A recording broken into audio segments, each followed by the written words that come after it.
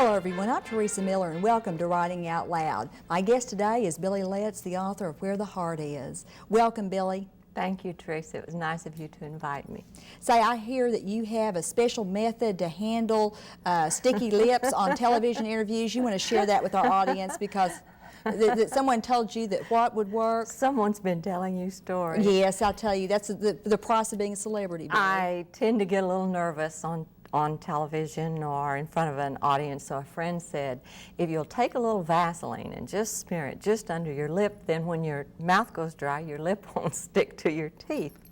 And it works, except I think the first time I tried it, I got too much of it and my lips were sliding all over my Avoid mouth. mentholatum, trust me on that. I don't think I'll try it. You know, we hear a lot of talk about this being the first novel, and mentioned that, you know, the first novel won the Oklahoma Book Award, a first novel, Ann Rivers said all these wonderful things about it. It's a very promising first novel and wonderful in all of this. Is it fair to call it a first novel? Did you just sit down and write this a year or two ago, and that was the beginning of your writing career? Or is this first novel sort of a cumulative writing experience? Well, it's cumulative, but one thing that scares me about first novel, if you're billed as a first-time novelist, your audience expects you to be 22 years old. So I spoke to a university group not long ago, and one very cute little co-ed in the front, she couldn't have been over 18.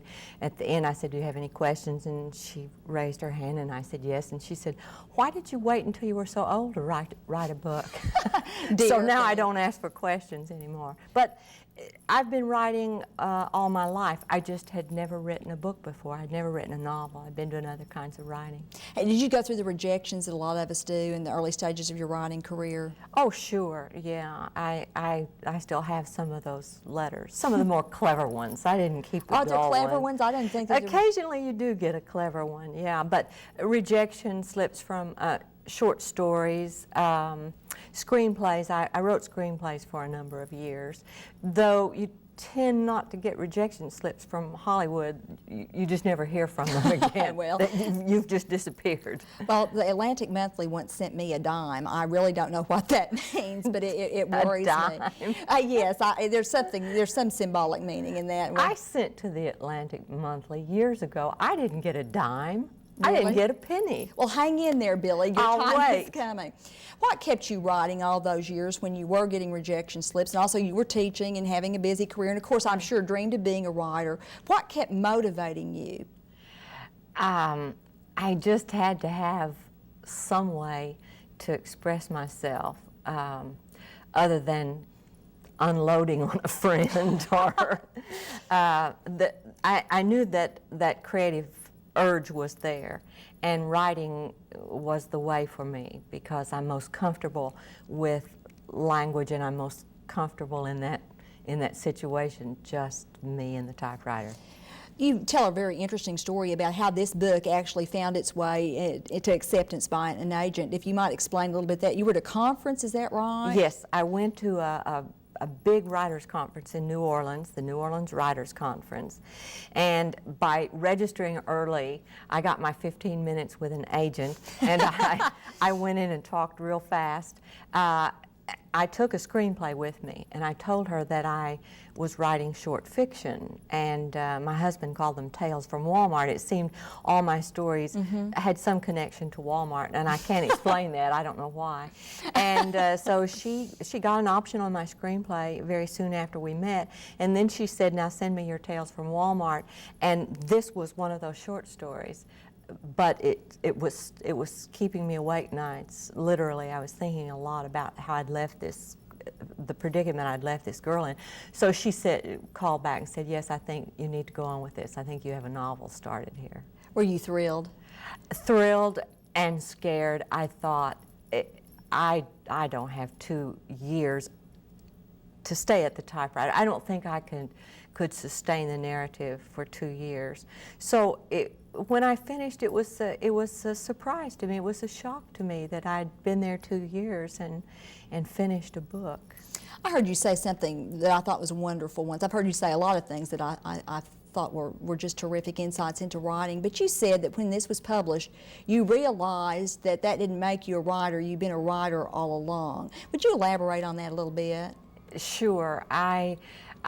All those years when I was writing, the dream of being published or having a screenplay filmed, that dream sort of implanted the idea that if that happened or when that happened, I'd be a real writer. And I didn't realize all those years I was a writer. So I always make a point to tell writers, if you're writing, if you're really writing, you are a writer. Being published is wonderful, and it brings a lot of excitement, and you meet a lot of nice people. But a lot of that happens if you don't get published. Billie, did you learn anything else from that process that surprised you once you were published and you were getting the reviews? Any other surprises? Oh, there have been 100 surprises. The most pleasant, I think, for me is hearing from readers, from strangers. I've gotten letters from all over the country, and recently I got a letter from New Zealand, and I got a letter from England. The book's just been published there, and it's just come out too in France. But it's been a thrill to hear from strangers responding to this story that I've told, responding to these people that in this story. A reader's reminded of an aunt or a grandmother or a friend, and they make strong connections to this story, I think. And that was a surprise. I wondered if outside our culture here in Oklahoma, this book would be well received. People, the East Coast and the West Coast that really don't know that much about our culture here, how they'd respond to it. So that's been a wonderful surprise. You told a wonderful story also about a young woman you met on an autographing session who'd read the book several times. Six times. 6 times? 6 times, yes. 13 years old, and she came to the signing, and her book was just all torn and soiled, and the cover was cracked. And I said, "Oh, well, you've read this book?" And she said, 6 times. And she quoted passages of my book to me as we talked. As she was not a very comfortable 13-year-old with strangers, and it took me a while to find out what it was about this book that held her.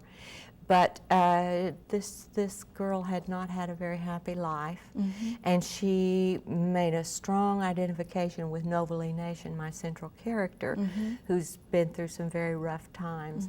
And she saw some hope there, some promise, yet she also told me one thing she liked about it was that it seemed honest, and not everyone ended up with a happy ever after life.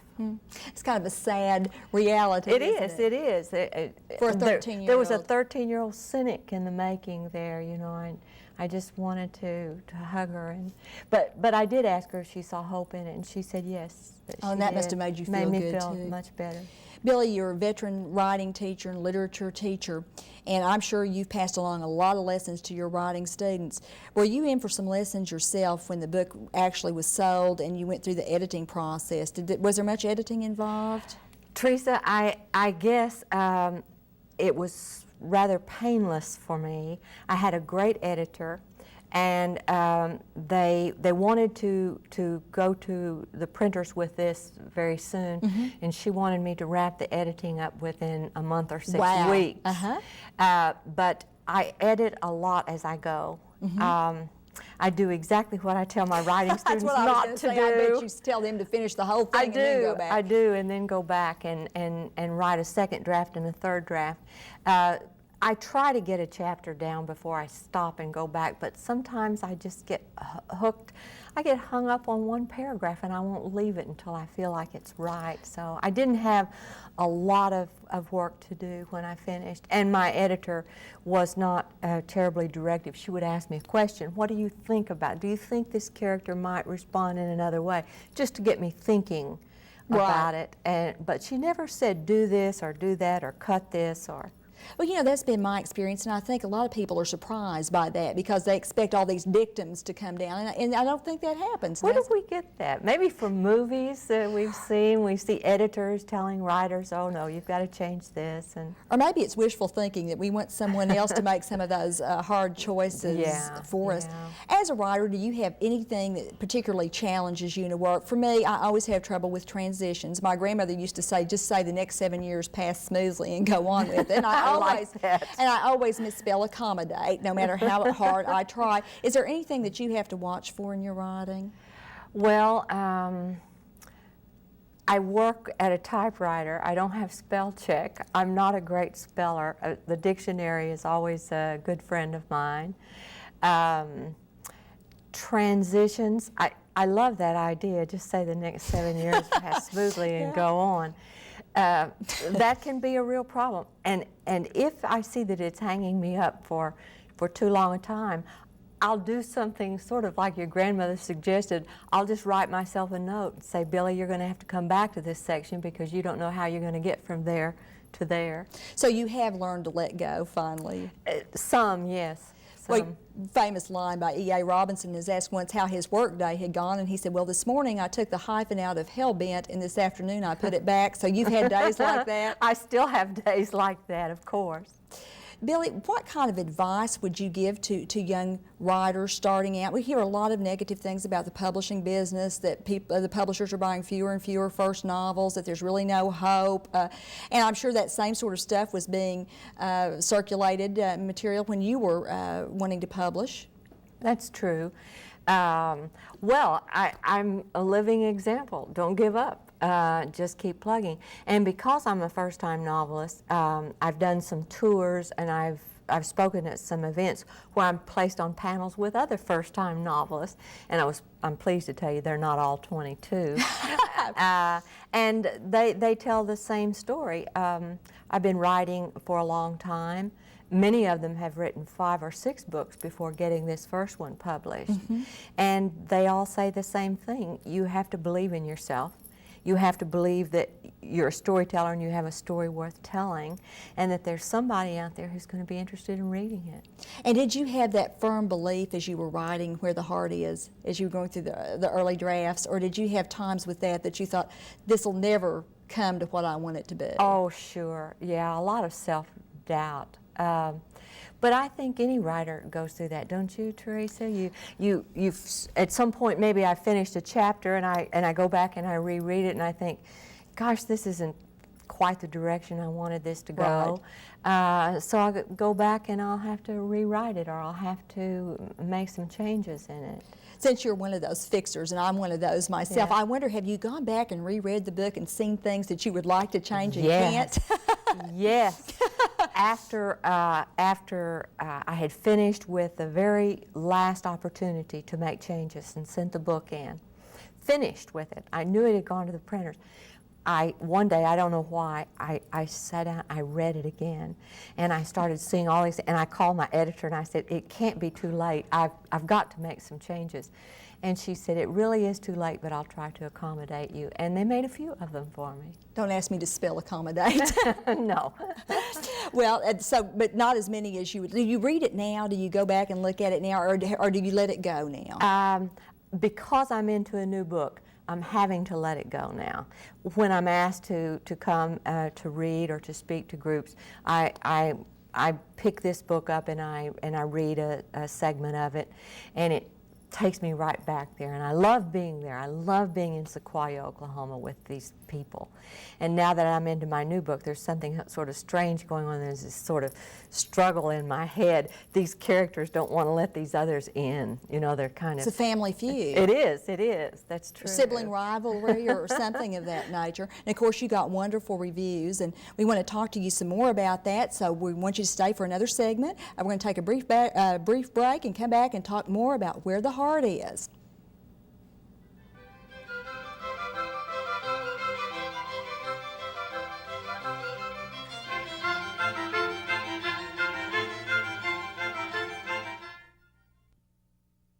This is an RSU-TV encore presentation of Writing Out Loud.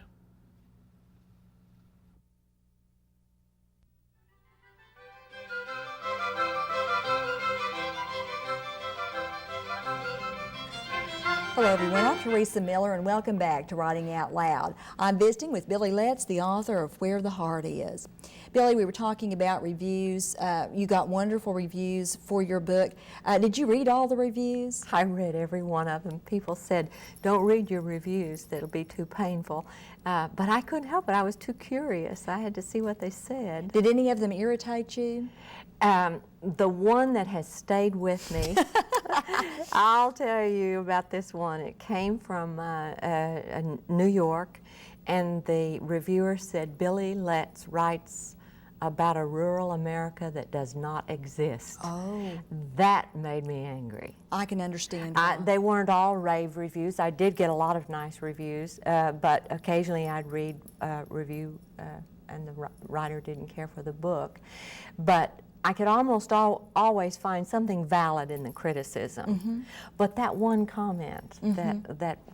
that this America, this part of America doesn't exist, that angered me. Because really, in a way, the whole point of your book is that this part of America does exist. Yes. Open your eyes, yes. and it's where the heart is. Beautiful title. You know, so many wonderful titles have the word heart in them. The Heart is a Lonely Hunter by Carson McCullers. Oh, I like that book. I've Isn't taught that great? And my husband's taught it many times. Crimes of the Heart, Beth mm-hmm. Henley. How did you come up with the title, Where the Heart Is? At first I thought, I was thinking of the adage, home is where the heart is. Right. But I came to this, I discarded that idea and I came back to this later, and it came from a line in the book when Nova Lee is in the car with Willie Jack, and she says, if you want to feel the baby, and takes his hand and puts it on her stomach, and he says, no, he can't feel it, and he doesn't want to admit that, and she said, right there, can't you feel that? That's where the heart is. And I liked the line, I liked hearing her say it, and then it worked its way through the book as a kind of theme, because I took one of my son's songs, I took lyrics from my son's song and worked that into the book too, and it has so much to do with the beat of a heart.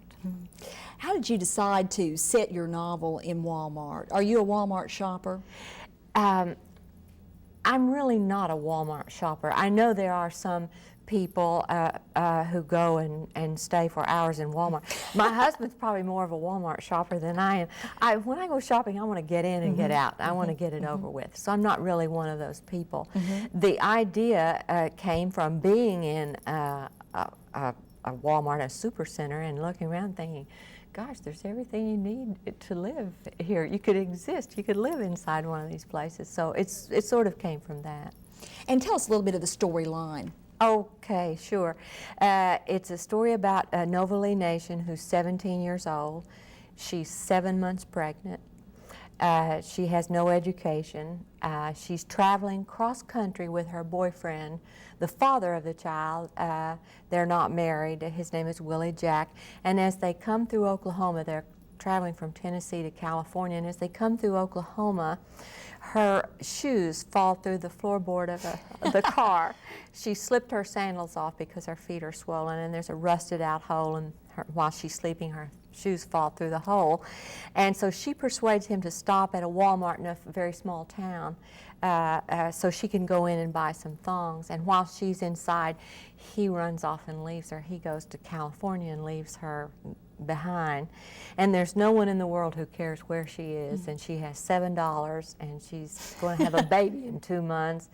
And she's absolutely alone and desperate, and does the only thing that occurs to her at the time, and that is that she moves secretly into the Walmart. She begins to live secretly in the Walmart. Do you become very personally involved with your characters? Do they become like real people to you? you? Oh, absolutely, absolutely. She has a voice, and I can hear it anytime I call her up. I can hear her voice, and occasionally I'll see somebody and think, oh, she looks so much like Nova Lee. So instead of your characters being based on people you know, you're beginning to see your characters in others. It works both ways. It works both ways. Of course, I think we all draw on people we know for for the people we create. For instance, Sister Husband is a character in this book, and she has the voice of my Aunt Leona. I have a wonderful aunt in Tulsa, Aunt Leona, and she does wonderful things with the language. She twists the end of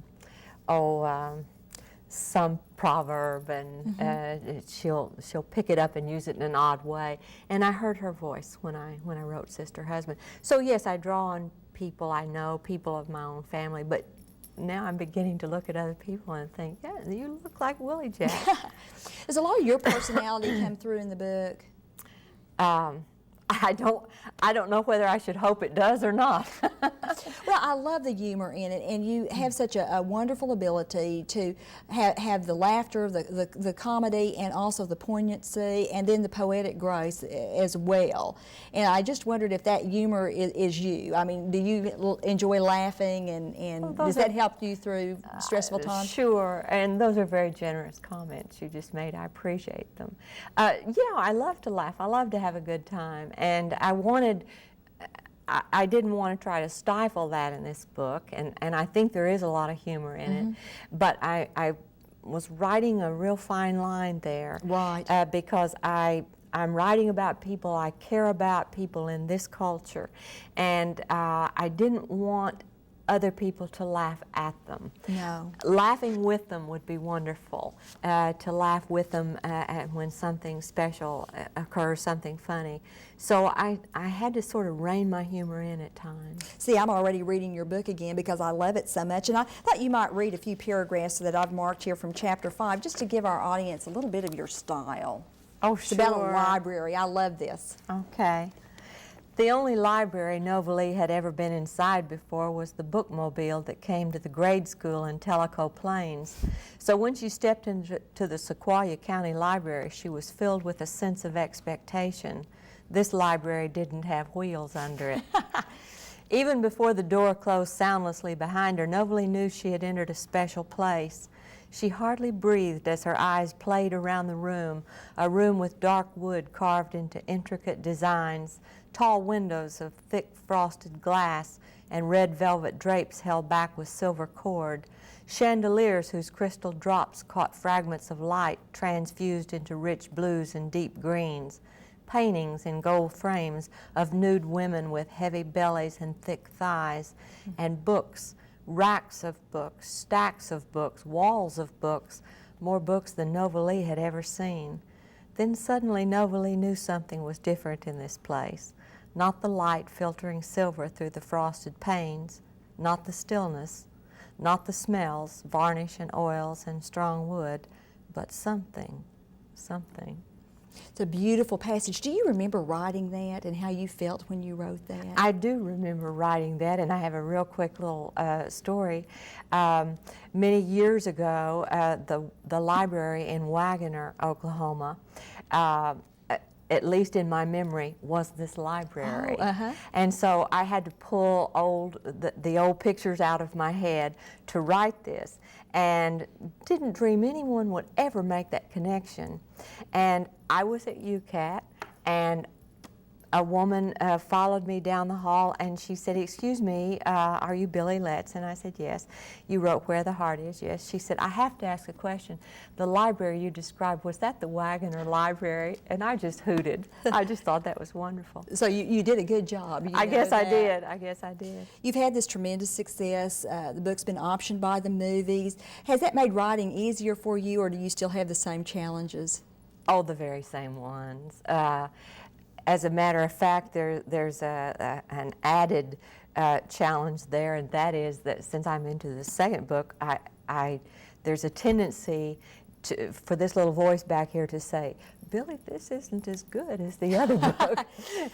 Are you doing a good job with this?" So I have to be careful about that. And I suppose a lot of your fans wanted you to write another Walmart book, you know. A sequel. Many people have written and asked me to write a sequel. And I immediately, just after this came out, said no. And in interviews I said, "No, I won't be writing a sequel."